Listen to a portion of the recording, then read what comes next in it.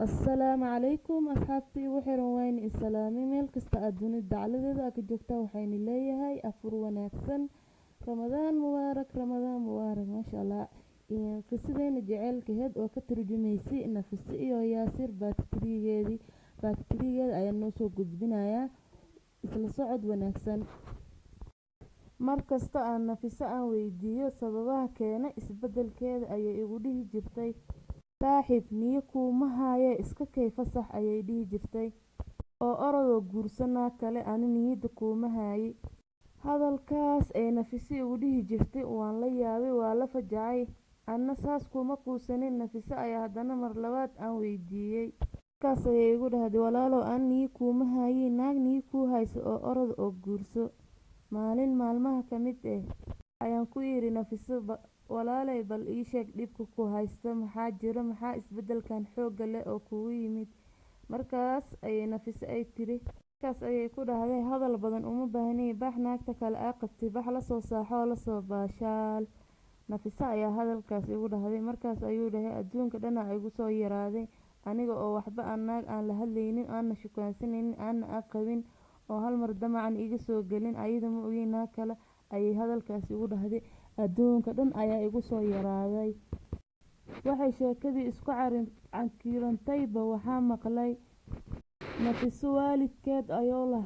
in ninkanay kuuma qalmo nin kala guurso aqli xumadii Nafisa ayadoo aan waxba aan hubsinin ayay buuq igu kicisay ayna igu tiray ifur hadaa ifurayninno aniga ayaa dhimanayo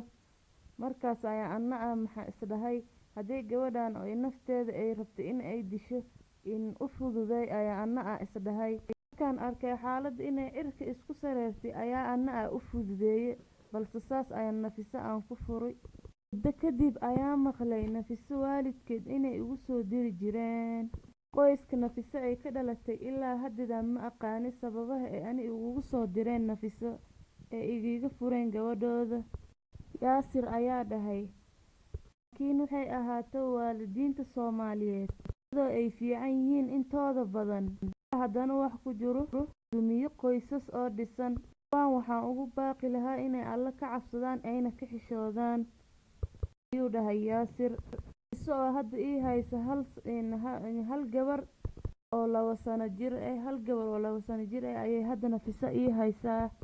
Nafisa ayaa iga codsatay in aan dib ugu soo laabto ana garanayo qaab aan ugu soo laabto maxaa yeelay anigoo aad iyo aad u jecel ayay Nafisa dhulka igu jiiday Nafisa waxay ugu xumaysay guurkeyga ugu horeeyay mustaqbalkeyga wanaagsanaa ugu horeeyay ayay iga hadlaysay Nafisa ayuu dhahay Yaasir haddaba asxaabteyda igu xiran qisadaanay maxaad ka fahantay maxaana maxaa la dhihi jiray oo ra'yi ah ka dhiiban lahayd inay isku soo laabtaan Nafisa iyo Yaasir oo go'aansada oo dhahay qalbiga ayay iga jibisay maxaan sameeyaa maxaan ugu soo laabtaa dhulka ayay Nafisa aad iyo aad igu jiiday anigoo aad u jecel marka asxaabta ani igu xiran fikrad ahaan maxaa ka dhiiban lahayd oo dhinaca commentiga nooga reeb Nafisa waxay u haysay hal gabar oo 1 sano jir marka Nafisa oo dhahday waxaan rabaa in aan kugu soo laabto isku soo laabano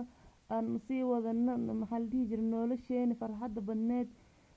marka Yaasirna wuxuu dhahay sameeyaa ma ku soo laabtaa Nafisa ayada qalbiga iga dhaawacday dhulkana igu jiiday aniga aad ayaan u jeclahay guurkeyga ugu horeeyay ayay iga hadlaysay marka asxaabta wixii fikrada dhinaca commentiga noogu soo qoro labada qof oo kala tagtay oo haddana isku soo laabatay